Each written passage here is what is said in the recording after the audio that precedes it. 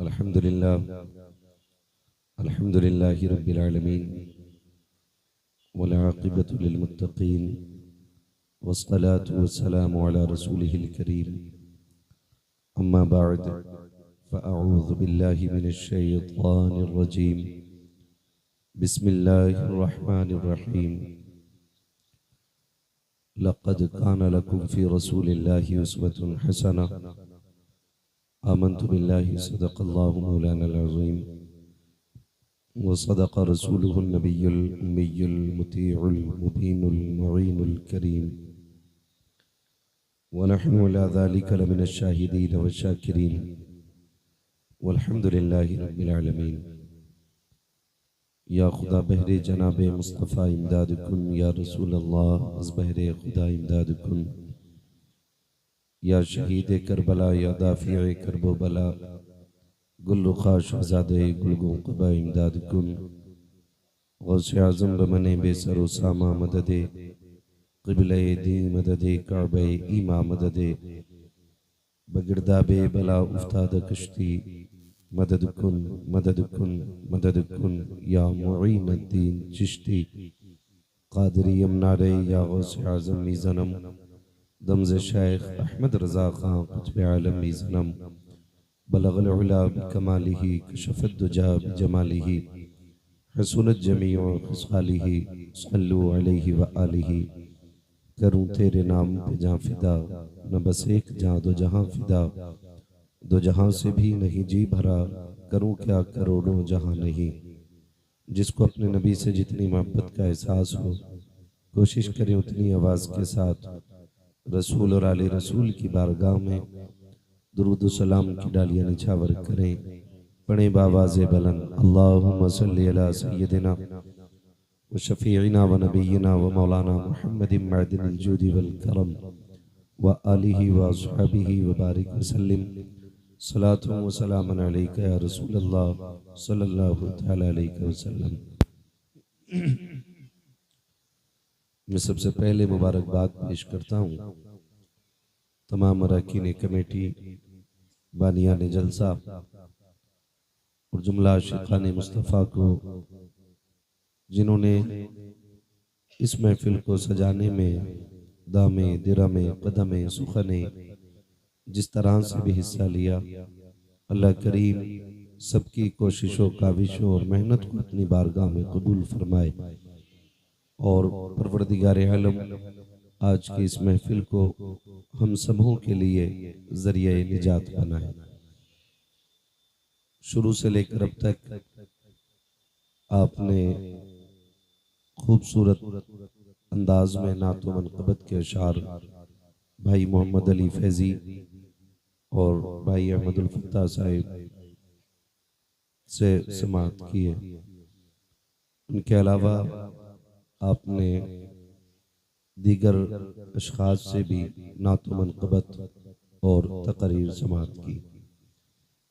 मैं गालिबन महफिल की आखिरी कड़ी की शक्ल में आप हज़रात के सामने हाजिर हुआ।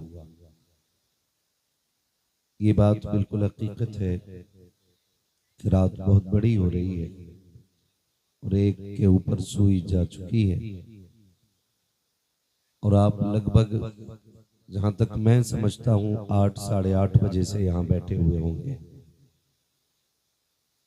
अब इसमें ज़रूरतें भी होती हैं जो अहम होती हैं, तो ज़रूरी काम ऐसे होते हैं जो करने ही पड़ते हैं। तो अगर किसी का इतना ज़रूरी काम हो कि जो उठे बगैर ना होता हो, तो मेहरबानी करके उठ जाएं और अपना काम कर लें। मैं देख रहा था आसान भाई ने चंद ज़रूरतमंद लोगों को पकड़ लिया था। अगर थोड़ी देर और पकड़े रहते ना,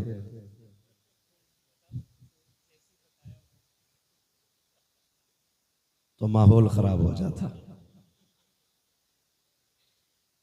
अल्लाह आप लोगों को सलामत रखे। मैं किसी से नहीं कहूंगा कि आप बैठें या चले जाएं। जो मेरी ड्यूटी है वो मुझे पूरी करनी है। इतनी रात को बैठने का मतलब, मैं ये भी आपसे नहीं पूछूंगा कितने लोग सुनने आए हैं और कितने सोने आए हैं, क्योंकि मैं जानता हूं जिन्हें सोना होता वो यहाँ आते ही नहीं। जो आए हैं वो सुनने ही के लिए बैठे हुए हैं। और अपना एक उसूल है,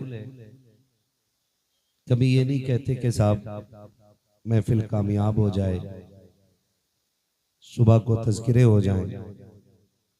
मैं कमेटी वालों को भी मशवरा दूंगा, कल ये जिक्र न करना कि महफिल कैसी रही। कोई कामयाब कहे, कोई नाकाम कहे, इससे बात नहीं बनती। चूंकि हम बरेली वाले लोग हैं, तो हम महफिल को भी आला हजरत के जरिए इस मकाम पे लाके कह दें, रहने दो या डूबो तो अब तो तुम्हारी जानिब, कश्ती तुम्ही पे छोड़ी लंगर उठा दिए। महफिल सजाना हमारा काम था, अब मकबूलियत तक पहुंचाना मदीने वाले का काम है। हमने अपने हिस्से का काम किया और हम कर रहे हैं। बस दुआ ये करें, मोहम्मद अली भाई ने जितना पढ़ा जैसा पढ़ा, अहमदुल फत्ताह भाई ने जितना पढ़ा जैसा पढ़ा, या जिसने भी जो भी पढ़ा जितना पढ़ा, दुआ करें अल्लाह उसे कबूल फरमा ले। ये असल बात होती है। और ये मैं समझ सकता हूं, इतना खूबसूरत निजाम जब इमाम काबिल होता है ना, तो कौम खुद ब खुद काबिल होना शुरू हो जाती है। तो चूंकि मैं मोहम्मद रजा भाई को तब से जानता हूं जब से हम मदरसे में साथ पढ़ते थे। माशाअल्लाह अच्छे अखलाक के मालिक भी हैं, अच्छे किरदार के मालिक भी हैं, और अल्लाह ने इल्म से भी खूब नवाजा है। मगर बात यह है कि देखिए, बड़े बूढ़े कहते हैं कि जैसा मीठा डालोगे, जैसा गुड़ डालोगे वैसे ही मीठा होना है। मैं हमेशा लोगों को मशवरा देता हूं, इमाम काबिल रखिए ताकि नमाजें दुरुस्त होती रहे। वरना मस्जिद रजा में हम लोग बैठे हुए थे, तकरार चल रही थी, बहुत ऊंची टोपी लगा के एक जनाब आए, मगरिब की नमाज पढ़ रहे थे, 2 रकात पे सलाम फेर दिए। हमने सोचा शायद भूल गए, हमने जाके कहा जनाब 2 पे ही सलाम फेर दिया। कहने लगे मुसाफिर हूं। वो मगरिब में भी कसर कर बैठे। तो काबिलियत टोपी और जुब्बा और दस्तार में नहीं होती है। आप इमाम अच्छे रखें ताकि नमाज अच्छे से अदा होती रहे। वरना कई बार मस्जिदों में जाना होता है ना, कारी मोहम्मद अली साहब माशाल्लाह हमारे अच्छे हाफिज भी हैं, शानदार कारी भी हैं। ये जितनी अच्छी नात पढ़ते हैं ना, उससे कहीं ज्यादा अच्छा ये कुरान पढ़ते हैं। कभी इनसे कुरान भी सुनिएगा, कभी कहिएगा आज हमें कुरान सुनाए। लेकिन शौक खत्म होता जा रहा है कुरान का हमारे बीच से। पता ही नहीं है कुरान की तिलावत की लज्जत क्या है। कुरान में अल्लाह ने वो कैफियत रखी है, अगर समंदर के किनारे अच्छा कारी पढ़ दे तो वाकई मछलियां तैरना भूल करके किनारे पे कुरान सुनने आ जाए। नात पढ़ना इन्होंने बाद में शुरू किया, कई सारे किरात के मुकाबले जीते, तो ये शानदार कारी भी हैं। और कुछ लोगों के इल्म में इजाफा करने के लिए बता दूं कि जहां शानदार हाफिज हैं, कारी हैं, अच्छे आलिम भी हैं, फाजिल भी हैं। हाँ, कई बार नात खा जब नाम आता तो तसव्वुर में जहालत आती है। ये भी समझ लें, कमेंट में लोग कुछ भी लिख देते। कभी घर आओ तो इंशाअल्लाह गर्दाने भी याद कराएंगे, मुल्ला हसन भी पढ़ाई जाएगी, हाँ काफिया भी समझाई जाएगी। शुक्र है अल्लाह का, हमने चलते फिरते लोगों से नहीं पढ़ा है, हम तो खुल के कहते हैं। हमारे उस्तादों में शेखुल हदीस हजरत अल्लामा आकिल मिसबाही साहिब किबला जैसी शख्सियतें आती है। जो आज मंजर इस्लाम में दिलो जान से खिदमत अंजाम दे रहे हैं। मजाक बात नहीं है, बुखारी शरीफ की शरह लिख रहे हैं। कई जिल्दें मंजर आम पर आ चुकी हैं और अभी काम जारी है। ये काबिल लोग हैं। तो खुदा तौफीक देना, तो कभी मोहम्मद अली भाई से कहिए एक रुकू भी सुनाए। अभी 1.5 घंटा बाबू नात पढ़ी है इन्होंने। अल्लाह आप लोगों को सलामत रखे, इमाम अच्छे रखिए। कई बार मस्जिदों में जाना होता है ना, तो दिल करता नियत तोड़ के भाग जाए। इमाम ही ऐसे रख रखे। जब 5 किलो गल्ला दोगे तो इमाम ऐसे ही मिलना है ना। थोड़ी तनख्वाहों में इजाफा करें, अच्छा इमाम रखें। इमाम अच्छा होगा, इबादत अच्छी होगी। कितने लोग मस्जिद में 5 टाइम जाते हैं? हाथ ना उठाओ भैया, झूठ भी उठ जाएंगे। नीचे कर लो, खुद महसूस करें, अपने आप से पूछें क्यों? क्योंकि कभी कभी दिल नहीं लगता मस्जिद में। उसकी एक वजह यह भी है कि अच्छे कुरान पढ़ने वाले लोग नहीं, काबिल लोग रखिए। और हम तो ये सोचते हैं अगर एक दिन इमाम साहब घर चले जावे ना, तो मुक्तदियों में झगड़ा हो जा, मुसल्ले पे मुझे आना। दुख चल गए कि मुझसे पहले तू कैसे इमाम साहब के पीछे मैं खड़ा होता हूँ। कभी कह रहे आजान मैं पढ़ता हूँ, नमाज भी मैं ही पढ़ाऊंगा। मुसल्ला इतना हल्का ना समझिएगा। हम सारे ही आला हजरत वाले लोग हैं। किसी ने आला हजरत से पूछा आपको कितना इल्म है? इल्म कितना है? आज तक तहकीक चल रही है। एक एक शेर की तशरीह हो रही है, लेकिन शेर की तशरीह मुकम्मल नहीं हो रही है। सैकड़ों साल बीत गए, लेकिन आला हजरत अभी समझ में नहीं आ रहे। तो वो क्या कहते हैं? उन्होंने कहा कि बस इतना इल्म है कि मैं अपनी नमाज सही पढ़ लेता हूं। अब सोचिए कितने इल्म की जरूरत है नमाज के दुरुस्त होने के लिए। कितने इल्म की जरूरत है नमाज के दुरुस्त होने के लिए। आला हजरत जैसा आलिम कह रहा है कि बस इतना इल्म है कि अब अपनी नमाज दुरुस्त कर लेता हूं। यहाँ तो एक आए टोपी ओढ़ के, दाढ़ी भी पूरी थी, उनसे कहा नमाज पढ़ा तो कह रहे होले वाली पढ़ा लेता मैं। जोर से वाली नहीं पढ़ा पाता, होले वाली, धीरे वाली। का धीरे वाली क्या तेज वाली क्यों नहीं? क्या इसमें भूल जाता हूं। तो ये कंडीशंस हमारी हैं। ये जो हमारे जलसे होते हैं ना, इन जलसों का मकसद क्या? इन जलसों का मकसद सिर्फ इतना होता है ताकि हम इन जलसों में आके ये सीखें कि हम दुनिया में आए क्यों आए। हमारे दुनिया में आने का मतलब क्या था? आए, इमारतें बनाई, बिल्डिंगें बनाई, प्लॉट खरीदे, चले गए। क्या ये मकसद था? क्या ये हद है? क्या इसीलिए हम आए? नहीं।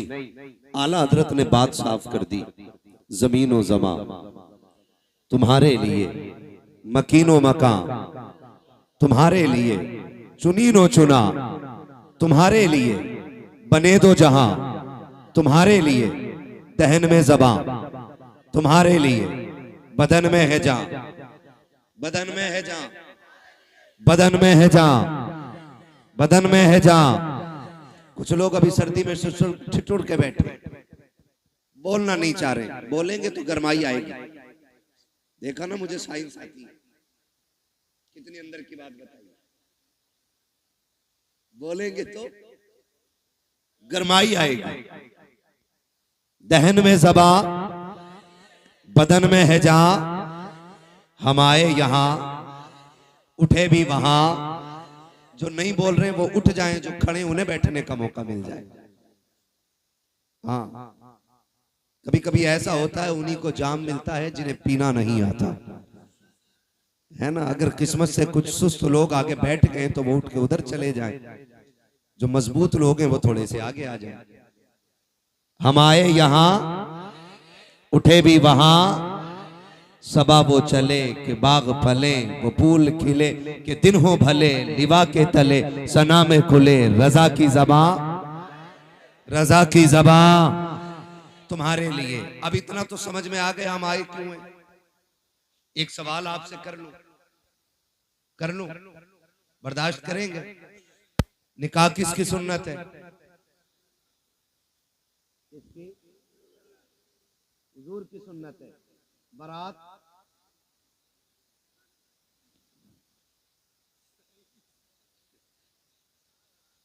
और ये बेटी के घर जाके जो ठलुए रोटी तोड़ते हैं, ये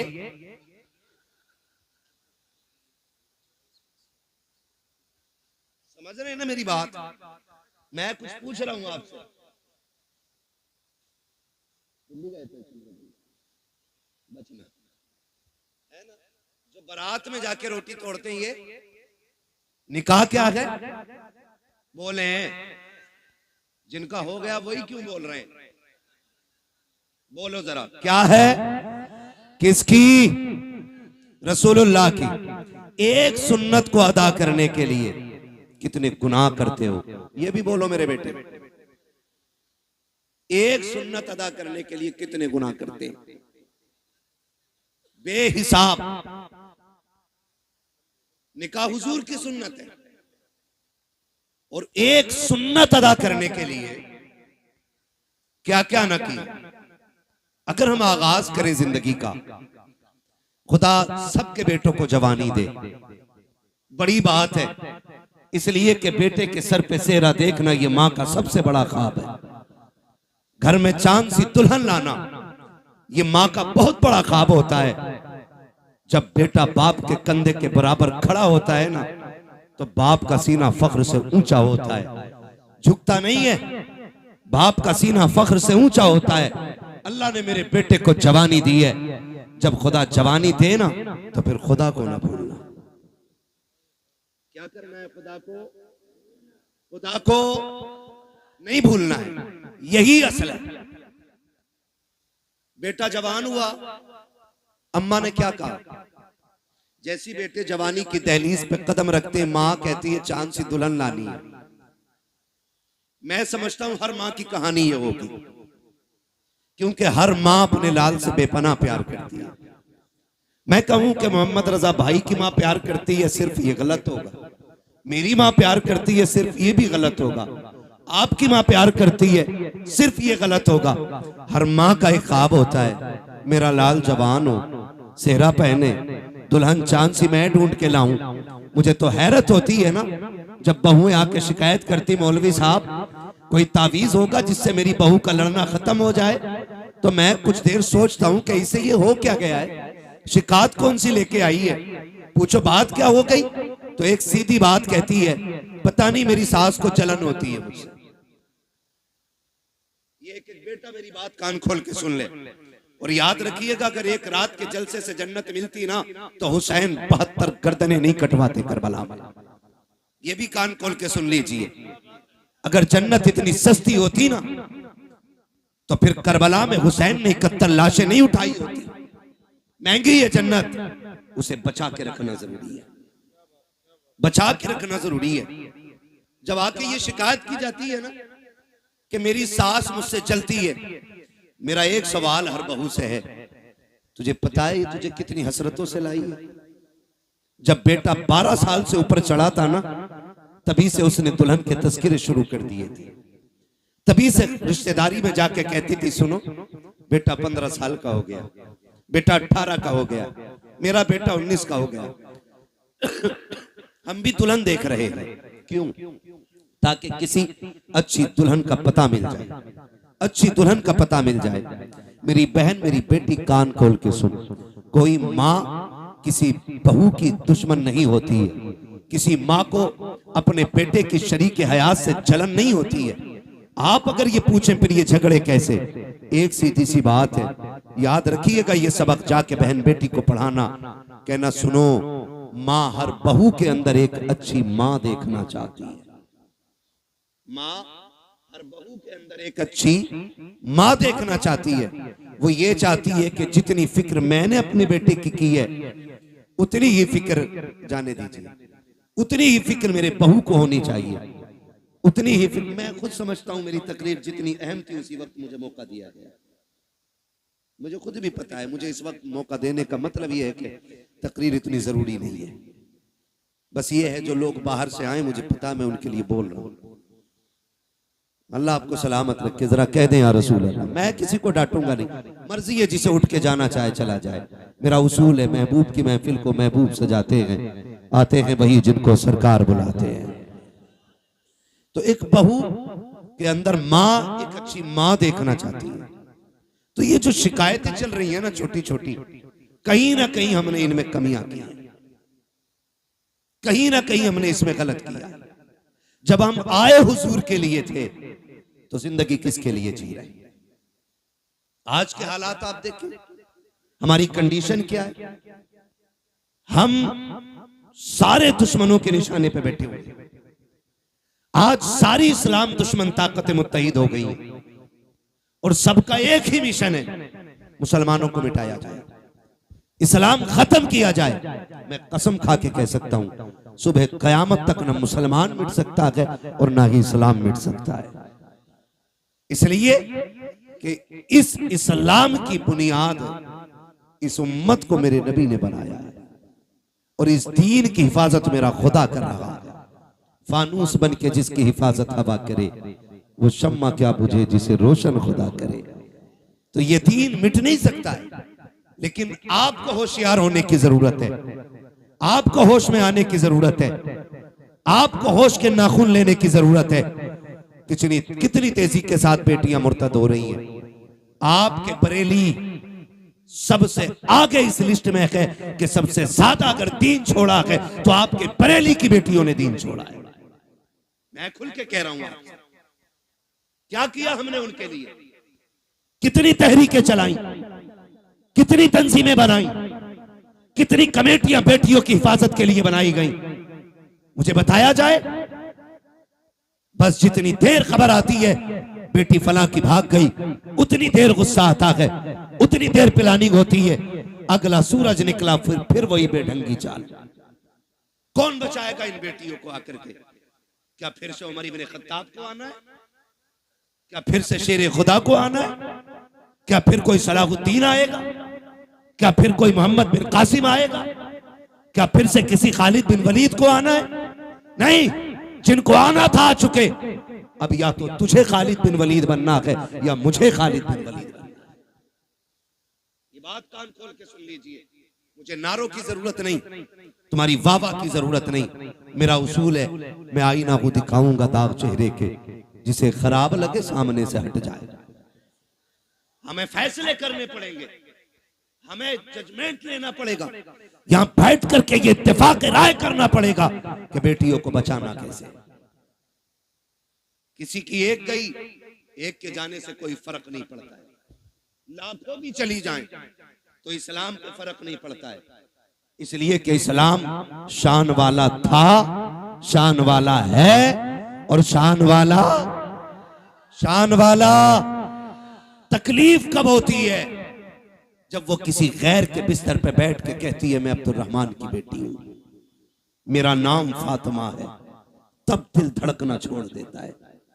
तब जी में आता है ये नाम लेने से पहले इसकी जबान कट क्यों नहीं गई। हमें सोचना पड़ेगा हम कर क्या रहे हैं। आबादी कम है हमारी, तादाद कम है हमारी, मुझे बताओ पैसा कम है हमारे पास। हमारे पास जितना पैसा आया हमने या तो प्लॉट खरीदे या होटल बनाए या हमने बिजनेस आगे बढ़ाया, लेकिन कौम के फ्यूचर के बारे में किसी ने नहीं सोचा। मुखालफत नहीं करता मोहम्मद रजा भाई, हर बस्ती में कई कई मदरसे हैं, होने चाहिए, हर इलाके में खानका है, होनी चाहिए। लेकिन मुझे बता तो सही, जिस इलाके में कई मदरसे हैं, खानकाहें हैं, मज़ारात हैं, उन इलाकों में इस्लाम की शहजादियों की तालीम हासिल करने के लिए एक अच्छा इदारा क्यों नहीं है, अच्छे स्कूल क्यों नहीं है। हम तो कहते हैं बेटियों को IAS बनाएंगे, बनाओ तुम्हारी मर्जी है, IPS बनाओ तुम्हारी मर्जी है, MBBS बनाओ तुम्हारी मर्जी है, लेकिन तालीम के नाम पे ये जो नंगा नाच हो रहा है इसे रोकना पड़ेगा, इसे रोकना पड़ेगा। ये रुकेगा कैसे? खुदा की कसम, जिस तरह तुमने मदरसों के लिए चंदे किए हैं, मज़ारों के लिए चंदे किए हैं, इसी तरह कौम की बेटियों के लिए, स्कूलों के लिए चंदे करो और ऐसे स्कूल बनाओ जिसमें पढ़ने वाली भी बेटी हो, पढ़ाने वाली भी बेटी। ये कौन बनाएगा? ये कौन बनाएगा? क्या कोई आएगा? और नहीं। मैं सच कहता हूं, 3 चीजों से बेटियां हमारे हाथ से गई। नंबर 1, ऑनलाइन पढ़ाई, इसने बेटियां छीन ली। नंबर 2, ट्यूशन, इसने बेटी छीन ली। नंबर 3, शादियों के बढ़ते खर्चे, इन्होंने बेटियां छीन ली। और ये कितनी कसरत से हमारे बीच में, ये खुद फैसला करें हम लोग। जब तक ऑनलाइन पढ़ाई नहीं थी, किसी को रजाई में छुप के मोबाइल चलाने की इजाजत नहीं थी। जब से ऑनलाइन तालीम आई, बाप की मजबूरी बन गई। ऑनलाइन छोटे फोन पे नहीं हो सकती, बड़े फोनों पे। और रह गई ट्यूशन के तमाशे, तो आप सोशल मीडिया पे सर्च करें हमारी बेटियों का किस तरह इस्तेमाल हो रहा है, किस तरह उन्हें छेड़ा जाता है। मैं आपकी बेटी पे एतराज नहीं कर सकता, मैं कहता हूं आपकी बेटी शरीफ होगी, लेकिन जहां जाके बैठ रही है वहां तो सारे शरीफ नहीं है, वहां तो सारे शरीफ नहीं है। और इस तरह मिजाज बनाया गया, 2 लड़कों के बीच में एक लड़की बैठाई जाती है और अब्बा कह रहा शुक्र है बेटी IAS हो रही है, बेटी IPS हो रही है। मैंने पहले कहा मैं तालीम का मुखालिफ नहीं, तरीके तालीम का मुखालिफ हूं। जिस तरीके से बेटियां पढ़ाई जा रही हैं, हम अपनी कौम को एक स्कूल न दे सके, एक कॉलेज न दे सके जिसमें पढ़ने वाली भी बेटी होती, पढ़ाने वाली भी बेटी होती। आए दिन तमाशे होते रहते हैं। कोई कहता मौलाना कुछ करो, क्या करना है? फला स्कूल के बाहर बच्चियों का नकाब उतरवा दिया गया, फला स्कूल के बाहर दुपट्टे उतरवा दिए गए। मैंने कहा मौलवी अकेला क्या करेगा जब तक कौम जिम्मेदारी नहीं संभालेगी। एक मौलवी क्या क्या करेगा? जलसे भी संभाले, मदरसे भी संभाले, मस्जिदें भी संभाले, खानकाहें भी संभाले, महफिलें भी संभाले, इलाके भी संभाले। जिम्मेदारी स्कूलों की भी मौलवियों के सर डालना चाहते हो? निकलो कमाई के चक्कर से, थोड़ा सा आगे बढ़ के ऐसे स्कूल बना दो ताकि किसी की जरूरत ना हो, कोई तेरी बेटी का नकाब उतार सके, कोई उसके सर से दुपट्टा उतार सके। उससे कह दो बेटी भी हमारी है, स्कूल भी हमारा है, तालीम जो भी होगी कनीज़ फातिमा ज़हरा बना के बेटी पढ़ाई जाए। इस तरह बेटियां पढ़ाओ, वरना वो दिन दूर नहीं है, तेरी मेरी बेटियां तेरे मेरे घर से निकल जाएंगी और रोने के सिवा कुछ नहीं होगा। और ये बेटियां जो हाथों से निकल गई, इसकी सबसे बड़ी वजह है बाप और भाइयों का नशेड़ी और शराबी होना। सुन लो कान खोल करके, मुझे मतलब नहीं है दोबारा बुलाया जाए या ना बुलाया जाए, ये सबसे बड़ी वजह है। जब बाप या भाई शराब के नशे में धुत पड़ा रहेगा तो घरों की रखवाली कौन करेगा? हम कहां गिर गए? पार्टी के नाम पे शराब, दोस्तों की दावत के नाम पे शराब, बिजनेस में फायदा हो गया उसके नाम पे शराब। अब तो शादियों में शराब चलने लगी। किसकी नजर लगी इस कौम मुस्लिम को? मैं पूछना चाहता हूं, किसकी नजर खा गई कि हमारी कौम तबाही की तरफ जा रही है? हुआ क्या है हमें? खुदारा संभालो अपनी नस्लों को, वरना मुसलमान कहते हुए गैरत आएगी। डॉक्टर इकबाल ने बहुत पहले कहा था, यूं तो सैयद भी हो, मिर्जा भी हो, अफगान भी हो, तुम सभी कुछ हो, बताओ कि मुसलमान भी हो। आज कौन सा झगड़ा नहीं है? कोई कह रहा मैं पठान हूं, कोई कह रहा मैं अंसारी हूं, कोई कह रहा मैं शेख हूं। यही झगड़े रह गए थे, कोई दूसरा काम नहीं बचाता। ओ भाई सुन कान खोल करके, किसी पठान को कोई अजमत और रिफत हासिल नहीं है, किसी खसाब को कोई अजमत हासिल नहीं है। खुदा की कसम, अल्लाह के नजदीक सबसे ज्यादा इज्जत वाला वो होता है जो सबसे ज्यादा तकवे वाला होता है। अगर नाज करना है, सजदों की कसरत पे नाज करो, कुरान की तिलावत पे नाज करो, अपने आप को देखो, मुहासबा करो, आईने के आगे खड़ा कर और पूछ तो सकी कितनी रातें ऐसी गुजरी है जिसमें तुमने खुदा को मनाया है, कितनी रातें ऐसी गुजरी है जिसमें रब को राजी किया है। अगर एक रात भी ऐसी नकीक है तो हंसने का मौका नकीक है, खुश होने का मौका नकीक है। एक रात ऐसी निकाल लो कि जब दुनिया सोती हो तू मुसल्ले पे आ जा, अपने रब को रो के दिखा दे। खुदा की कसम, तो आंसू गिराना तेरा काम है, जन्नती बना देना खुदा का काम। लेकिन हम तो डांस भी करते तो नात के नाम पे, शादियों के नाम पे शराबें। कह रहा हमें पढ़ाता, कह रहा मौलवी साहब तुम्हें नहीं पता है बियर में नशा नहीं होता, एनर्जी ड्रिंक है वो, आग लगे तेरी एनर्जी में। अगर ताकत लेनी है तो वो खजूर खा जो हुजूर के मदीने से आई हो। हाँ, इससे ज्यादा ताकत शराब। इन्होंने हमारी कौम का बेड़ा गर्क कर दिया। नौजवान अक्सर इधर जा रहे हैं, खुदारा निकले इन चीजों से। शराब मेरे नबी ने हराम कही तो हराम है, मानते हो कि नहीं? शराब शराब इतनी जोर से कहो कि जो पीते हो उन तक आवाज पहुंचे। शराब शराब। और जिस चीज को मेरे नबी ने ठुकरा दिया, कोई माई का लाल उसे हमारे होठों तक नहीं ला सकता है। हाँ, हुजूर के गुलाम हम आज जवान कह रहा बियरी तो है, मार दिए एक दो गिलास बेड़ा गर्क हो जाएगा, कोई मसला नहीं ना बेटे ना। वो इसलिए कह रहे बेटे, वो देख रहे, तुमसे कोई तकलीफ नहीं है भाई, तुम बैठो बैठ। हाँ, तवज्जो है सारे लोगों की? बेटे नहीं लिया तो तू कर ले, मैं कर। तवज्जो है ना सारे लोगों की? शराब डूब गए इसमें जाकर के। याद रखिएगा, शराब पीने वाला ना अच्छा शोहर हो सकता है, ना अच्छा बाप हो सकता है, ना अच्छा भाई हो सकता है, ना अच्छा बेटा हो सकता है। और याद रखिएगा, मुआशरे की एक बीमारी का नाम शराबी है। इतनी बुरी चीज, जो शराब पीता है उसके घर की इज्जत महफूज नहीं रहती, उसके घर की बहन बेटियां बाहया नहीं होती।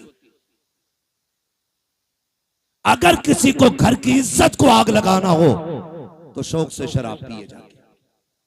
आखिरत का अजाब अलग बात है, मैं दुनिया के अजाब बता रहा हूं। तो कभी भी शराब के करीब नहीं जाएंगे इंशाअल्लाह, शराब के करीब नहीं जाएंगे इंशाअल्लाह। पार्टी के नाम पे मेरे भाई शराब आई, उसके अलावा एक बीमारी और, शादी में शराब आ गई। अब एक तमाशा और चल गया, हल्दीराम। नमकीन की बात नहीं कर रहा हूं मैं, हल्दी ये चल गई है नारा सब। आए दिन फेसबुक पीला पीला दिखता है। अब हल्दी डे, हैप्पी हल्दी है। इतनी धुन से तो शबे बारात का एहतमाम नहीं करते जितनी धुन से हल्दी का कर रहा है। यूं तो सैयद भी हो, मिर्जा भी हो, अफगान भी हो, तुम सभी कुछ हो, बताओ कि मुसलमान भी हो। क्यों लगती है हल्दी भाई? गोरा होने के लिए। भैंस को 4 दिन हल्दी में डुबा के रखते, काली की काली रहेगी वो गोरी। तूने हल्दी क्यों लगाई? हाँ, इमाम साहब ये बात बोल देना, इनका हिसाब करो, मेरे लल्ला की शादी से जल गए। क्यों इन पे लल्ला नहीं है? ये कंडीशन होती है। असल में बात क्या है ना, लोग उन्हें धुन से सुनते हैं जिन्हें पैसा देना पड़ता है। जो महीने के 10,000 लेता तो उसकी बात भी नहीं सुनते। ये भी कड़वी सच्चाई है।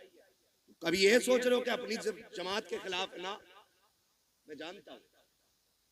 तो ये कंडीशन हल्दी की, हल्दी इसलिए लगती है ना कि गोरा हो जाए। गारंटी है मेरी जात, जिसकी शादी हो ना उसे 4 दिन हल्दी ना लगा, 10 दिन एतकाफ की नियत करा के मस्जिद में बैठा दे, कुरान और तस्बीह दे दो, और उससे कह तुझे दुनिया की बात नहीं करनी। अल्लाह की इज्जत की कसम खा के कहता हूं, अगर 10 दिन में चेहरे पे निखार ना आ जाए तो नाम बदल देना। जो चीज थी हमारे पास वो खत्म हो गई। हल्दी अकेला एक की शादी थी तो 4 पीले बने घूम रहे, सारे मेंढक लग रहे, 4 लड़कों ने पहने। कहा ये कौन है? कहा मेरा कजिन है। ये कौन है? फ्रेंड है। ये कौन है? फला से। ये कौन है? फला। इसने हल्दी क्यों लगाई? कि मुझे देखा। इसने हल्दी क्यों लगाई? कि इसने इसे देखा। हमने हल्दियों के तमाशे इतने कर दिए, हम शरीयत भूल बैठे, दीन पर से पुश्त डाल दिया। क्या इसी को इस्लाम कहा जाता है? खुदा के वास्ते सुधर जाओ, वरना कौम को तबाही से कोई नहीं बचा सकता है। क्या तमाशे हल्दी के नाम पे नहीं हुए? खुदा की कसम, हल्दी पे देखो तो सही, हाथों में घुनघुने बांधे गए। जिन मर्दों को कुछ पहनने की इजाजत न की, उन्होंने हाथों में घुनघुने पहने, गले में भैंस वाली जंजीर पहनी। क्या हो रखा है? कैसे इज्जत बढ़ती है, शान बढ़ती है। खुदा की कसम खा के कहता हूँ, जिसको दाढ़ी भारी लगती हो उसके सोना पहनने से इज्जत नहीं बढ़ती है। अगर इज्जत बढ़ानी है, सोने को ठोकर मार, दाढ़ी को सीने से लगा। सोना देख करके बेवकूफ इज्जत करेगा, दाढ़ी देख करके खुदा के फरिश्ते इज्जत करने लग जाते हैं।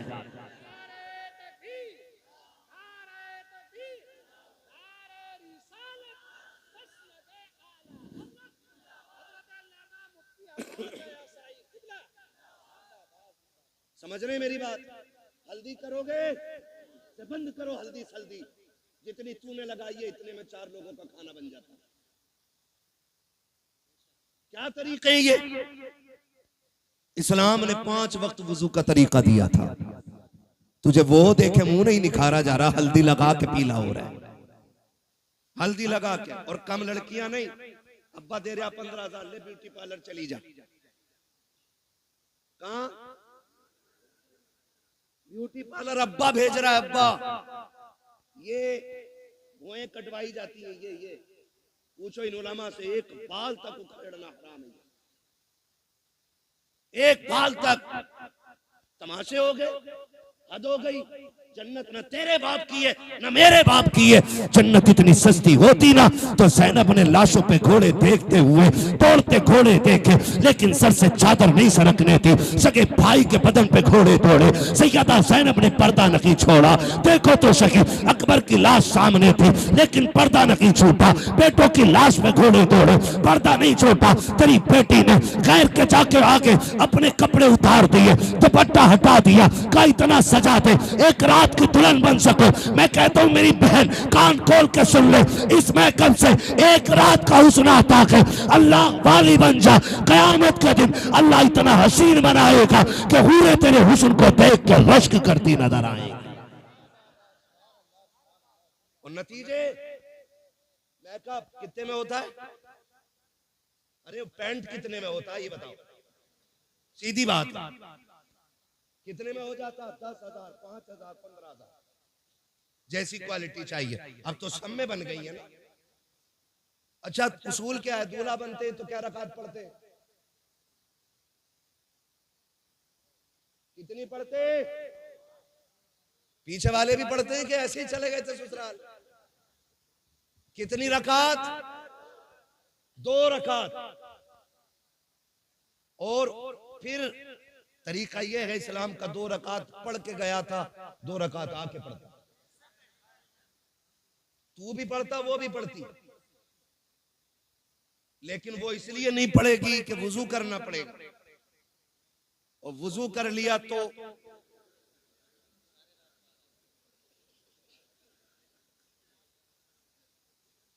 मसला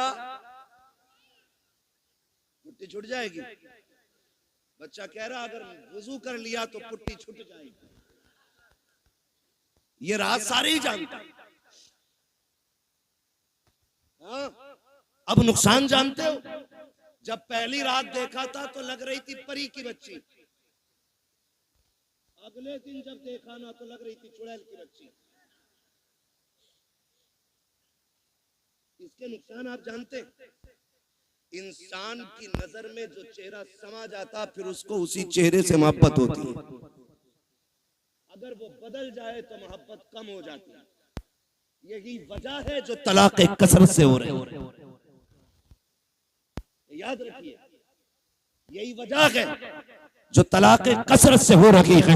ए मेरी बेटी खातून जन्नत के दर की कनीज कहलाने वाली, जरा सोच तो सकी, तुझे रब ने बाहया बनाया था, तेरी गोद में सलाहुद्दीन आया, तेरी गोद में खालिद बिन वलीद आए, तेरी गोद में उमर इब्न खत्ताब आए, तेरी गोद में अबू बकर सिद्दीक आए। तू नबी तो ना बन सकी, लेकिन नबियों को जन्म देने का शरफ तुझे दिया गया है। तू नबी तो ना बन सकी, लेकिन नबियों को तूने गोद में लेकर लोरियां दी है। रब ने तुझे बड़ा मकाम बख्शा था, बड़ी इज्जतें अता की थी। आज क्या हो गया है, तेरी गोद में आने वाला डांसर तो हो रहा है, कुरान का कारी नहीं हो रहा है। तेरी गोद में आने वाला बदमाश तो हो रहा है, लेकिन नबी के दीन का आलिम नहीं बन रहा है। क्या हो गया है, क्या जात बदल गई है या तरीके बदल गए हैं? ए मेरी कौम के शहजादी हो, आज भी औरत हो, कल भी तुम औरत थी, आज भी तुम्हारी गोदों में आ रखे हैं बच्चे, कल भी तुम्हारी गोद में बच्चे आते थे। लेकिन फर्क है, आज शादी से एक दिन पहले बेगैरती की चादर ओढ़ के गैरों के सामने चेहरे खोल देती हो, खुदा की कसम। लेकिन कल की औरतों का उसूल ये था,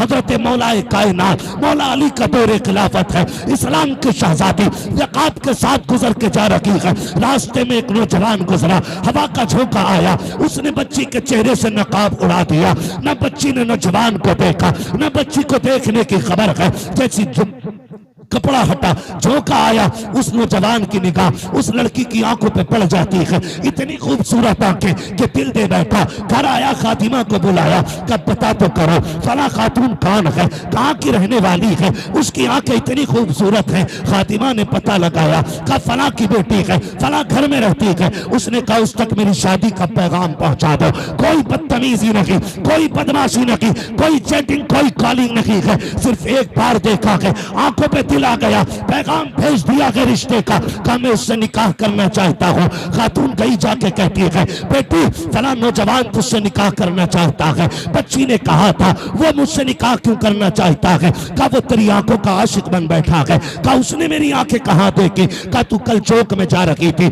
हवा के झोंके से दुपट्टा हटा, उसकी निगाह तेरी आंखों पे पड़ गई थी। ए बेटी वो तेरी आंखों का दीवाना बन बैठा है। उसने कहा माई ठहर अभी आती हूँ। अंदर गई, जब बाहर आई है, एक हाथ में चाकू था, दूसरे हाथ में तश्त में रखी हुई आंखें हैं। उसने कहा माँ ये जाकर के आंखें उस नौजवान को दे दीजिए। औरत ने देखा चेहरे पे खून बह रहा है, तश्त में रखी हुई आंखें हैं। कहा बेटी हाय ये क्या कर दिया, कहा जाओ जाके नौजवान को दे दो और उससे कह दो तेरी निगाह इन आंखों पे पड़ गई है, मुझे कयामत में खातून जन्नत के सामने जाना है। अगर इन आंखों की वजह से उनके सामने शर्मिंदगी उठानी पड़ी तो मेरे जीने का मतलब खत्म हो जाएगा। कामी ये आंखें इसलिए निकाल दी है कि जिन आंखों की वजह से आका के सामने शर्मिंदा होना पड़े, मुझे उन आंखों की कतई जरूरत है ही नहीं। आबाद जिंदाबाद, सुभान अल्लाह, सुभान अल्लाह। इस्लाम की शहजादियां, और आज जाकर के कपड़े उतार दिए, दुपट्टे हटा दिए।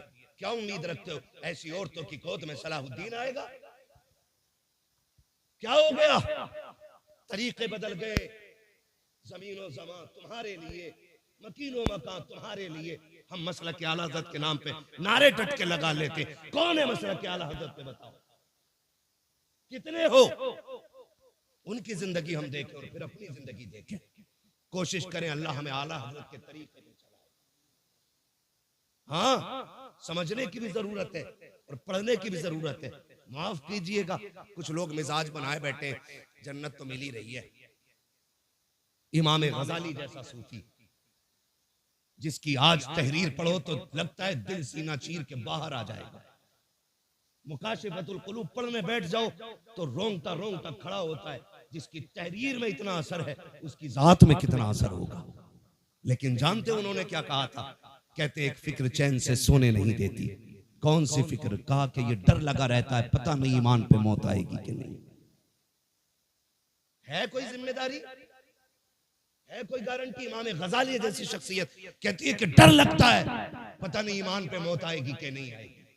कहते हैं काश कोई ये खुशखबरी दे दे कि जहन्नम में जिसे सबसे आखिर में निकाला जाएगा और निकाल के जन्नत में डाला जाएगा, गजाली वो तू होगा। कहते हैं खुदा की कसम हंसते हंसते जिंदगी गुजार गई। ना हम गजाली हैं, ना हम सूफी हैं, सही से पक्के मुसलमान भी हम नहीं हैं। और बेफिक्री इतनी कि डर कोई नहीं है, खुल के गुनाह चल रहे हैं, डट के चैलेंज के साथ। हुजूर निकाह तुम्हारी सुन्नत है, डांस जरूर करेंगे हम, डीजे जरूर बजाएंगे हम। बताओ, कौम का बेड़ा गर्क होने को है और मेरी कौम के बेगैरतों को डीजे बजाने से फुर्सत नहीं। मैं उन्हें गैरतमंद कहता ही नहीं जो बेटे के निकाह पे, भाई के निकाह पे, अपने निकाह पे डीजे बजाएं। गैरत क्यों नहीं आती है? निकाह करते वक्त तुझे हुजूर की याद क्यों नहीं आई? मुझे बताया जाए। और ये डीजे बुढ़िए बुढ़िए तुम्हारे यहां भी होती है, वो औरतें जिनके बाल सफेद हो जाते, अगर ढोलक ना आवे ना 7 दिन पहले तो कह रही लगी ना रहे अभी आओ अल्लाह का। गफूरन तू बुला, मजीदन तू मगा बजा। इसके पैर कब्र में लटक गए और इसे बिना ढोलक के मौज ही नहीं आ रही। 3 बजे खीले लेके लौट रही है ढोलक में से, और इससे ईशा की पढ़ने कहते तो कहता घुटने काम ना करते,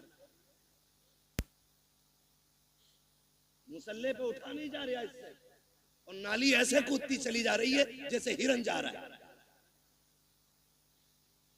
ये कंडीशन है। जिन हाथों में जिस उम्र में तस्बीह होनी थी उनमें ढोलक है। रोना किस बात का है? इसी वजह से बेटे शराबी बन गए।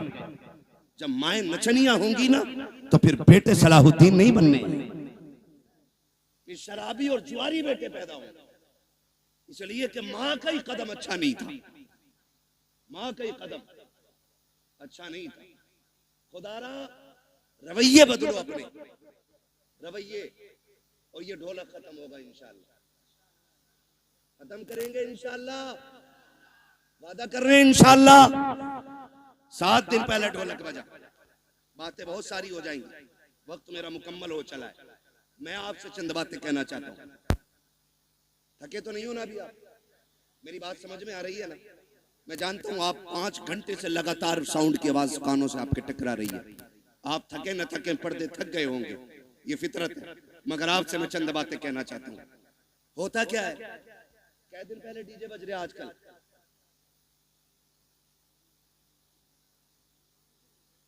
पांच दिन तो चल ही रहे हैं, क्योंकि पंचतन के मानने वाले जो हैं, पहले अच्छा डीजे की कोई तखसीस है कि बेटे में बजेगा या बेटी में? अब तो हो रहा है कि कोई ऐसा भाई है जिसे बहन प्यारी ना हो? सबको बहन प्यारी है ना?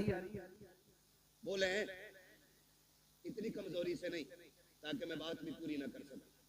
बहन सबको प्यारी है ना? सबको प्यारी है बहन। आपने देखा भी होगा जब बेटियां रुखसत होती हैं ना तो बाप मैयत पे इतना दर्द से नहीं रोता जितना बेटी की रुखसती पे बाप रोया करता है। वो भाई जो पूरी जिंदगी लड़ते रहे, आज जब बहन जा रही है ना तो कभी दीवार से लग के रो रहा है, कभी तन्हाई में जाके रो रहा है। क्यों? क्योंकि बहन की जुदाई का गम है। और आज नतीजा क्या है? 5 दिन पहले डीजे बज रहा है। पहले के उसूल ये थे, पहले इल्म कम था, अमल ज्यादा था। आज इल्म ज्यादा है, अमल कम हो गया। पहले लोग जाहिल जरूर थे, लेकिन जब बेटियों की रुखसत की बारी आती थी, बाप 3 दिन से खाना कम कर देता था, भाई की भूख भाग जाती थी, लोग मना के खिलाते थे, यार खाता क्यों नहीं है? बाप बेटी का चेहरा देख के रोया करता था, मेरे जिगर का टुकड़ा जाने वाला है, इसके बगैर घर में कैसा लगेगा? भाई चुप चुप के रोया करता था, बहन चली जाएगी कैसे ख्याल रहेगा घर में, इसके बगैर कैसे रुका जाएगा? ये ख्याल रुलाया करता था। बाप भाई 3 दिन पहले रोया करते थे। आज हैरत की बात यह है, 3 दिन पहले डीजे बजना शुरू हो जाता है। ऐसा लगता है बहन को रुखसत नहीं कर रहा है, घर की भला टाल रहा है, आई हुई मुसीबत घर से निकाल रहा है। और तुम्हें खुदा का वास्ता, तुम क्या जानो जब बेटियां रुखसत होती है? जाओ किसी बाप से जाके पूछना, तू बेटी की रुखसती पे इतना क्यों रोया है? इतना तो बेटे के जनाजे पे भी नहीं रोया था। तो बाप हाथ जोड़ के कहेगा, मेरी बेटी 18 साल मेरे आंगन में रखी, 22 साल मेरे दरवाजे पे रखी, मौलाना इतना जानता हूं मैं गरीब जरूर जरूर था लेकिन गलीज नहीं था। मैंने बेटी को चटनी से खिलाई लेकिन खैर के आगे हाथ फैलाने नहीं दिया। मैंने बेटी को सूखी रोटियां खिलाई लेकिन किसी के आगे रुसवा होने नहीं दिया। आज रोना इस बात पे आ रहा है बेटी पराए घर जा रही है, देखने में तो अमीर है, देखने में तो पैसे वाले हैं, एक ख्याल रुला रहा है खुदा जाने बेटी को आज के बाद इज्जत से टुकड़े मिलेंगे या गाली पहले मिलेगी रोटी बाद में मिलेगी। मौलाना ये फिक्र सता रही है आज के बाद मेरी बेटी को भूख पहले लगेगी या आंसू पहले आएंगे, ये ख्याल रुला रहा है। ये कह के बाप की चीखें निकल जाती है। तुमसे हाथ जोड़ के गुजारिश करता हूँ बेटियों की रुखसती पर शैतान के तमाशे न लाना, बेटियों की रुखसती पर बाजे काजे न बजाना। खुदा तौफीक दे तेरे पास वक्त है, मस्जिद में चले जाना, जब दुनिया सोती हो मुसल्ले बिछा के बहन की इज्जत की भीख मांग लेना, अल्लाह से उसकी इज्जत के टुकड़े मांगना, कहना मालिक हमारी बहन कल जाने वाली है, अब तक हमारे बीच में थी, या अल्लाह ये कल चली जाएगी, मेरे मालिक रूखी खिलाना या मुर्गा खिलाना, इतना करम कर देना जिल्लत से बचा के इज्जत के लुकमे खिलाता रहे। तकबीर, नारे रिसालत, मसलके आला हजरत हजरत अल्लामा मुफ्ती हम्माद रजा साई किबला जिंदाबाद जिंदाबाद। जो है सारे लोग बंद करेंगे इंशाअल्लाह, सारे वादा करो इंशाअल्लाह। ये तमाशे खत्म करो, बहन की जिंदगी की भीख मांग। हमने बड़े बड़े अमीर घर की बहू को तलाक होते देख ली, हमने देखा है पैसे वालों को हंसी नहीं आती है, हंसते दिल वाले लोग। हंसने के लिए पैसा शर्त नहीं, हंसने के लिए दिल शर्त है, और दिल वही जिंदा होता है जो नबी के तरीके पे होता है। हर दिल जिंदा, बोले हर दिल जिंदा नहीं होता है। खुदारा भीख मांग बेटी की जिंदगी की, कह रब से अल्लाह मेरी बहन को इज्जत देना, वरना जानते हो एक बात, कई बार ना हमारे गलत फैसले बेटियों की जिंदगी को तबाह कर देते, लेकिन बेटियां खुदा इन बेटियों को सलामत रखे। महबूब के सदके में बड़ी दौलत मिल गई, जितना भी सितम हो जाए कभी ससुराल के ताने बाप को आके नहीं बताती, और हम इसी खुशफहमी में रहते हैं हमारी बहन तो अच्छी रह रही है, हमारी बेटी तो सुख में रह रही है ना। उसके दिल में झांक के देख कितने जख्म बने हुए हैं। रिश्ते किया करो ना तो पैसे वाला देख के नहीं, दीन वाला देख के रिश्ते किया करो। कैसा दीन वाला? बहन की रुखसती थी 3 दिन बाद और तमाशे चलते रहे, भाई नाचता रहा, बाप कहता रहा यार लड़के ही तो हैं, इनके भी तो दिल हैं। 3 दिन तक तमाशे होते रहे, लेकिन जब रुखसती की बारी आई ना, जहेज सजाया गया, चंद बुढ़ियां जो ढोलक में सबसे आगे थी आगे बढ़ी, उन्होंने कहा पगलियो, बेड भी लगा दिया, प्लेटें भी लगा दी, कुरान किधर है? आज कुरान याद आ रहा है। कहा क्यों? कहा अलमारी पे सबसे ऊपर कुरान रखा जाए। जब उस दिन कुरान को सबसे ऊपर रखा जाता है, कुरान चीख के कहता जालिमो, जब 3 दिन से गाने बज रहे थे तब तुम्हें मेरी याद नहीं आई थी? आज जहेज के लिए रह गया था मैं, सिर्फ सजावट के लिए बचा था मैं। क्या तुम्हें मेरा ख्याल उस वक्त नहीं आया जब 3 बजे तक तुम बेटी की रुखसती पे गाने बजाते रहे? है कोई जवाब कुरान के इन सवालों का? है कोई जवाब? कोई जवाब नहीं होगा। और याद रखो, जब कुरान शफाअत कराने का हक रखता है ना, तो शिकायत करने का भी हक रखता है। ये याद रखना मेरी बात, शायद इतनी कड़वी तुम्हें कोई कह के ना जाए, किसी के मुरीद टूट जाएंगे, किसी के खलीफा छूट जाएंगे, मुझे कोई फर्क नहीं पड़ता, मेरी ड्यूटी अल्लाह ने यही लगाई है। कुरान अगर शफाअत करने का हक रखता है तो कुरान शिकायत करने का भी हक रखता है। तुमने सिर्फ जहेज के लिए कुरान रखा, फिर जब बेटी रुखसत होने लगी कौन सा तमाशा ना हुआ है? पहली बात तो जब बारात आई तो दूल्हा की गाड़ी वहां तो रुकती नहीं जहां बैठना है। कहां? ससुराल के दरवाजे पे। क्यों? वहां वेलकम होना, आग लगे तेरे वेलकम में। वेलकम होना, वेलकम, वेलकम नहीं, ये वेलकम है। हाँ, वेलकम होना है। वेलकम के लिए किधर गाड़ी गई? किधर जाती है? किसके? मुखिया के, प्रधान के या ससुराल के? किसके गेट पे? ससुराल के गेट पे। खुद बताइएगा, ससुराल के गेट पे गया था, इस्तकबाल किसे करना चाहिए था? मर्दों को करना चाहिए था। किसको करना चाहिए था? मर्दों को करना चाहिए था। भाई होते, चचा होते, बाप होते, ताऊ होते, चचा साहब भाई होते, किसको करना था? लेकिन करता कौन है? ये किसकी घर की है? या तो तेरे घर की है या मेरे घर की। ये बेगैरती किसके घर में है? या तो तुम्हारे घर में है या मेरे घर में। कोई भाई पसंद करेगा कि उसकी बहन पे कोई गलत निगाह डाले? करेगा कोई? कर सकते हैं तो हाँ बोले, नहीं कर सकते तो ना बोले। नहीं करेगा ना तो फिर टांग क्यों नहीं तोड़ते उस दूल्हा की जो बेगैरती के साथ इस्तकबाल कराने आते हैं? उससे कह दो ये बेगैरतों की चौखट नहीं, ये गैरत वालों की चौखट है। करोगे इंशाअल्लाह ऐसा? बंद करोगे वेलकम? नुकसानात जानते? जाओ देख लेना, जब वेलकम होता है ना तो जितनी लड़कियां आती हैं किसी के सर पे सलीके से दुपट्टा नहीं होता, इसलिए कि जितनी इस्तकबाल करने आएगी एक भी गैरत आजादी नहीं हो सकती। गैरत वाली बच्चियां तो घर से निकलती नहीं, ये जितनी आती हैं बेगैरत आती हैं। ये याद रखिएगा मेरी बात, जितनी आती हैं बेगैरत आती है।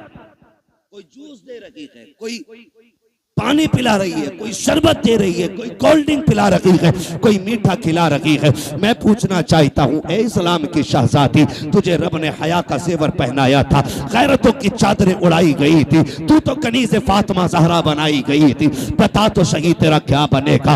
आज जब बेटियां आती हैं वेलकम के लिए, भाई भी बेगैरती की चादर ओढ़ लेता है। आप बाप की आंखों में भी गैरत का पानी नहीं है, कोई रोकने वाला नहीं है, सारे पीछे हट जाते हैं। जितने दूल्हा के साथ जाते हैं वेलकम के लिए वो छटे हुए कौम के गुंडे और आवारा होते हैं। जितनी बच्चियां सामने से आती हैं वो सब की सब बदचलन और बेगैरत होती हैं। अब मुझे बता तो सही, हमारा इस्लाम तो ये कहता है जहाँ पे एक अजनबी औरत अजनबी मर्द हो वहाँ तीसरा शैतान होता है, जहाँ दोनों तरफ बेगैरत हो, बता वहाँ कौम का नतीजा क्या होगा? मैं आपसे पूछना चाहता हूँ, जब बेगैरती के साथ ये नतीजे निकलते हैं तो बताओ कौम को किन मुश्किलों का सामना करना पड़ेगा? 4 दिन के बाद जब बेटियां बाप का मुंह काला करके जाती हैं तब मौलवी के पास दुआ के लिए जाते हो, पीर से तावीज लेने जाते हो, फजर से पहले पहले आ जाए ताकि इज्जत रह जाए। ओ सालिम, अब कोई तावीज काम नहीं आएगा, अब कोई दुआ काम नहीं आएगी। 18 साल बिगाड़ा है बेटी को, इस गलती का मुदाफा 1 मिनट के तावीज से नहीं होगा। अगर नस्लें बचाना चाहते हो 1 दिन की उम्र से लेकर के शादी तक अपनी बेटी की ऐसी परवरिश करो जैसी परवरिश मेरे नबी ने खातून जन्नत की है। खातून जन्नत ने जैसी परवरिश सैयदा ज़ैनब की है। खुदा की कसम गोद इनकी होगी, आने वाला सलाहुद्दीन अय्यूबी पैदा हो।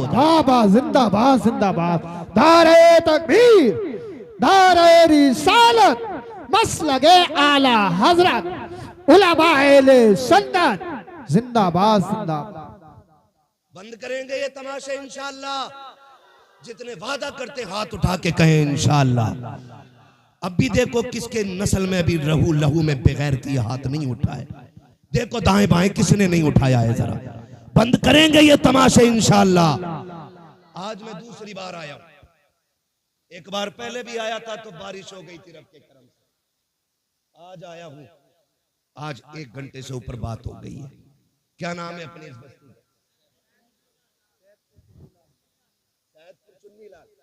कितने लोग इस गांव के अंदर हाथ उठा के बता दें? जियो सलामत रहो, माशाअल्लाह। लग रहा पूरा गांव हुजूर की महफिल में आ गया है ना? अल्लाह सलामत रखे।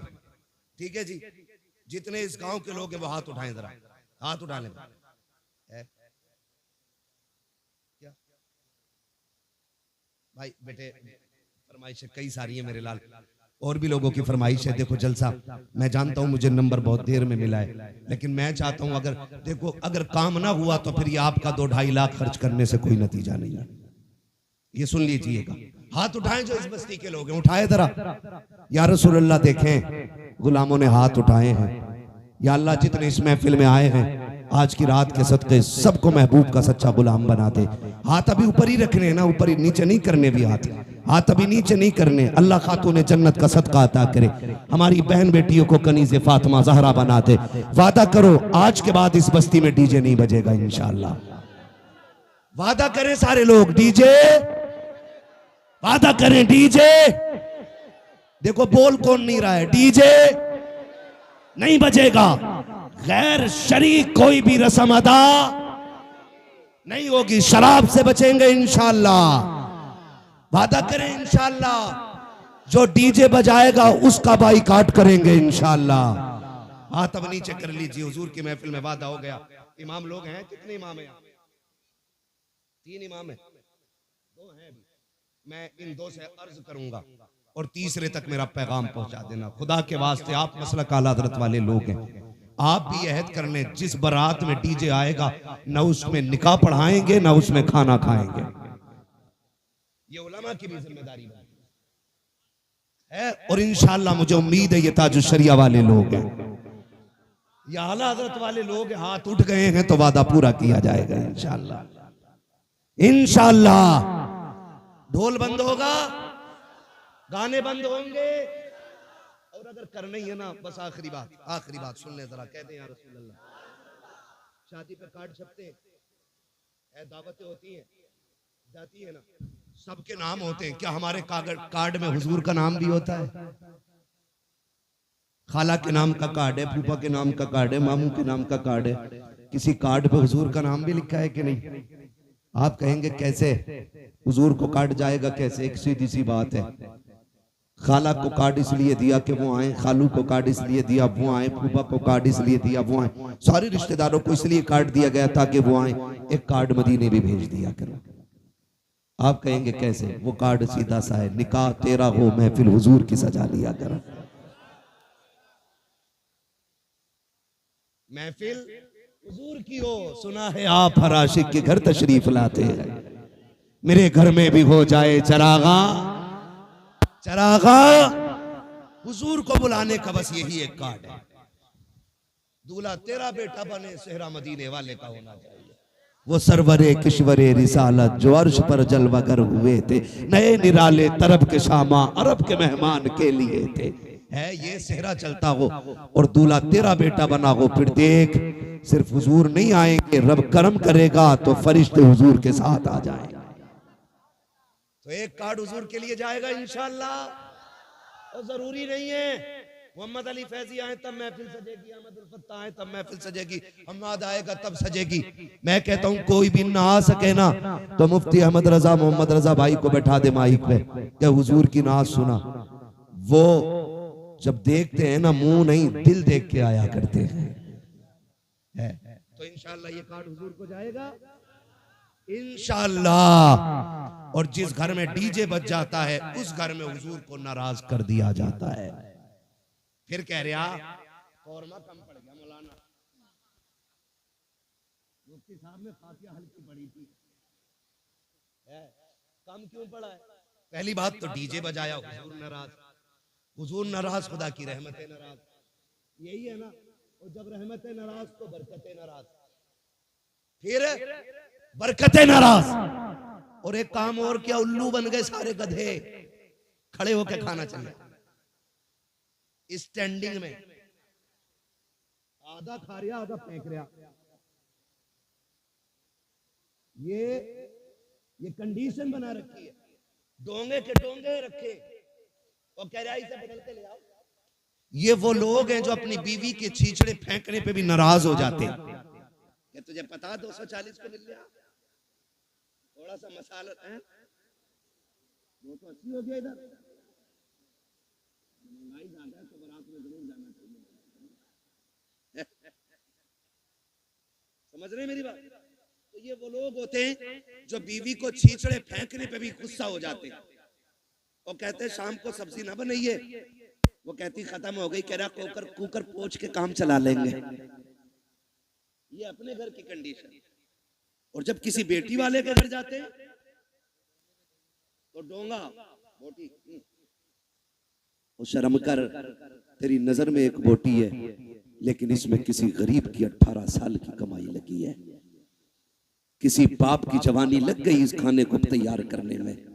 बोटी फेंकने से पहले सोच इसने कितने सूरज सर से उतारे होंगे तब जाके बेटी के खाने का इंतजाम किया है, इसने कितने चौकों में जाके धक्के खाए होंगे, कितने लोगों ने गालियां दी होंगी, फिर मजदूरी दी होगी, तब जाके ये खाना बना है। तुझे गैरत आनी चाहिए, एक एक बोटी का एहतराम किया कर, एक एक लुकमे की इज्जत किया कर। तुम्हें खुदा का वास्ता जब किसी बेटी के यहाँ जाया करो, आधी रोटी घर खा के जाया करो, आधी रोटी बेटी के बाप को खुश करने के लिए वहां खा लिया करो। अगर तेरे हिस्से की बची रोटी से किसी गरीब की इज्जत रह जाएगी, खुदा की कसम काबे वाला भी राजी हो जाएगा, मदीने वाला भी राजी। जिंदाबाद जिंदाबाद। इसलिए मेरे भाई खाना फेंकना नहीं। महबूब अलैहिस्सलाम ने इरशाद फरमाया रिस्क की इज्जत करना, अगर ये रूठा तो दोबारा मैसर नहीं, तो आप खाना सुन्नत के मुताबिक खिलाएं। बड़ा अच्छा तरीका लगता है, ये टेबल होते हैं, टेबल इनकी टांगे तोड़ के नीचे बिछा दो, तोड़ मींस फोल्ड कर नीचे डाल दो, एक पूरे गांव की तरफ से दस्तरखान लाओ सुर्ख रंग का, सब पे बिछा दो। कोई कितना भी अकड़ हुआ क्या रोटी बाद में खाएगा, हुजूर की सुन्नत पहले अदा करेगा। बैठाओ, गारंटी है मेरी, जहां 25 क्विंटल में भला नहीं होता वहां 12 क्विंटल में भला हो जाएगा। अल्लाह ने हुजूर की सुन्नत में बरकतें रखी है, करेंगे इंशाल्लाह ये चीजें। मैंने बहुत ज्यादा बातें नहीं करी आपसे, सिर्फ आज की महफिल में इतना कहा है कि शादी में होने वाली खुराफातें बंद करें, निकाह इतना आसान कर दो कि बेटियां मुर्तद ना हो, डिमांड खत्म कर दो, 10 लाख 15 लाख 20 लाख बंद करो, ठीक है। जो बेटी को अपनी खुशी से दे ले लो, जो ना दे प्रेशर नहीं करना है। और जन्नत में जाना चाहते हो, पता लग जाए ये ढोलक में गई थी उससे निकाह करियो ही मत। और आपको एक मशवरा अपनी तरफ से दे जाऊं, करोगे उस पर भी अमल इंशाल्लाह, कर लो काम बन जाएगा। बड़ी बात कहने लगा, बताऊं कैसे? डिमांड होती है इधर भी होती है, बारात से एक दिन पहले लिस्ट आ जाती है, चेक कर लो बेड कितना फिटा है, अलमारी कितनी बड़ी है, फ्रिज कितने लीटर का है, गाड़ी कौन सी है, सारा आ जाता है। बेटी वाला एक बेटी देने के लिए जान दांव पे लगा देता है, सिर्फ इसलिए कि बेटी सुख में रहे। जहेज मांगने वाले ये जो कुत्ते होते हैं ना भिखारी, जहेज इनका हक नहीं है, जहेज इनका हक फिर भी मांग रहे। मेहर तो बेटी का हक है। बेटी के बापों से गुजारिश है, जितने का जहेज बैठे ना उससे 1.5 गुना मेहर रख। क्या अगर तेरे बेटे की शादी में 12 लाख मेरा लगा है तो बेटी का मेहर 15 लाख रहेगा। मांग जो मांगेगा दिया जाएगा, लेकिन मेहर बेटी की मर्जी से रहेगा। और ये जो कहते हैं ऐसे निकलना जितनी हो जाते हैं टीचर औकात तभी याद नहीं आई जब बेटी के पास बाप के पास लिस्ट आई है, जो तेरा हक भी नहीं था। शरीयत ने हक दिया है बेटी को, वो अपना में अगर 15 लाख रखे उसकी मर्जी, 20 लाख रखे उसकी मर्जी है, कोई जबरदस्ती नहीं कर सकता उसके साथ। जाओ ये काम शुरू कर दो, जितने का मेहर हो, जितने की बारात हो उतने का मेहर रख दो। खुदा की कसम ये कुत्ते भीख मांगना भूल जाए। अगर ये कोई कहने नहीं मेहर तो फातिमी रखना है, तो क्या फिर जहेज भी फातिमी रखो। हाँ पहले ही लड़के वाले ना कि ये औकात है हमारी, तो तुम भी साइकिल थमा दिया करो हाथ में। जब मेहर 10,786 लायक है तो साइकिल चलाने की औकात है। ये ले इतने हराम खोर हो गए कुछ कि पूरे घर का नाप लड़की वालों से दिलवाते हैं कि बेड अलमारी फर्नीचर यहीं बनवा दो हमारा। ऐसे लोगों से न बेटी लेनी चाहिए न बेटी देनी चाहिए। लेकिन चोंचले लड़की वालों का भी कम नहीं है। 3 दिल आला लटका लिया गले में बुद्धा के लड़के ने, तो पीछे लग गया कलोनिया कर लिया इसके साथ। जबकि हाई स्कूल में फेल है, किसी काम का नहीं था तो मेडिकल पे बैठ गया। बुखार का टाइम निकल गया, बुरा ना मानिएगा। बुखार का टाइम निकला, इसे इंजेक्शन लगाए, कई टेढ़े कर दिए। सारे डॉक्टर खराब नहीं होते। आप किसी को ना देखें, मैं आपकी तरफ देखने लगूं, हिसाब नहीं दे पाओगे। अभी खड़ा करके बिस्मिल्लाह सुन लो तो अभी दुआए कुनूत 90% को याद नहीं होगी। लेकिन बात समझने की कोशिश करें, क्यों किसी की दौलत देख के बेटी झोंक देते हो? अगर दामाद ढूंढना है ना, मस्जिद में जाके देख, जो 5 वक्त का नमाजी आंखें बंद करके बेटी दे दे। जो रब का हक अदा कर सकता है वो तेरी बेटी का भी हक अदा कर सकता है। जो रब का हक अदा नहीं कर सकता वो तेरी बेटी का भी हक अदा नहीं कर सकता। तो निकाह देखभाल के करेंगे इंशाल्लाह, रिश्ते देखभाल के करेंगे। कोई डिमांड वाला आए ना तो उससे ना पहले तय कर लो, जितने का तेरा जहेज रहेगा उतना हमारी बेटी का महर रहेगा, कर या ना कर। कम से कम इबलीसों से तो बच्चियां बच जाएंगी, दुनिया के कुत्तों से तो बच जाएंगी। और याद रखिएगा, जो एक बार मांगता है वो बार बार मांगता है। भिखारियों की आदत नहीं जाती। तुम्हें क्या लगता है ये भीख मांगने वाले गरीब होते हैं? तिरकों के हिसाब से चिल्लर होती है इनके घरों में। करोड़ों के मकान है मुंबई में इनके जो भीख मांगते, मगर आदत नहीं जाती मांगने की। कटोरा अच्छा लगता है। ऐसा ही दामाद होता है, कभी जहेज के नाम पे मांगेगा, कभी छोचक के नाम पे मांगेगा, कभी बेली के नाम पे मांगेगा, कभी किसी चीज के नाम पे, कभी किसी, ये मांगते ही रहेगा पूरी जिंदगी। बेटी उसे दे जिसे मांगने की आदत खुदा से हो। और नौजवानों, तुम भी ससुराल से मत मांगना। मांगोगे ससुराल से, मांगोगे इसलिए कि ससुर के देने से भला नहीं होता, खुदा के देने से भला होता है। किसके देने से भला होता है? खुदा के देने से भला होता है। अल्लाह तुम्हें सलामत रखे। मैं नाराज नहीं हूं, कुछ लोग चले गए, मैं इस बात पर खुश रहता हूं, मेरे हिस्से में किरिम किरिम आई। जितना मठा था वो सारा छन गया है, ये किरिम आई है। और जितने बैठे रह गए इतने अमल करने पूरा इलाका बदल डालेंगे। और कोई ये कोशिश मत करना, लो बरेली में तो फला के ऐसा हुआ, सबको देख के करोगे तो कुछ नहीं होगा।